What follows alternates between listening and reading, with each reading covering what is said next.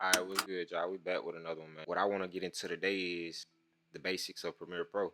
Once you got your screen loaded up, you'll click new project. Project name and project location. These are very crucial when it comes to like saving your work, keeping up with everything.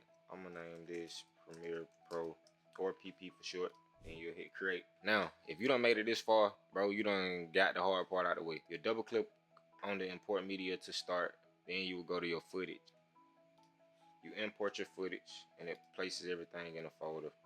Highlight those and just drag them. Next, what I like to do is go check my sequence settings. 23.976, 1920 by 1080, that's 16:9. That's for like YouTube. 9 by 16, that would be for like Instagram, social media reels, and things like that. So say you done did a lot of things, you done got your screens kind of everywhere. You will go up to Windows Workspace, then reset the save layout to return everything back to normal. I shot this in 4K.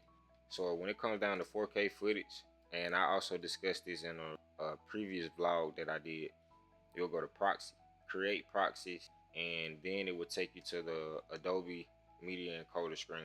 And that way you will be able to change your footage. Once you click create proxy, you go to format, you can go QuickTime H.264.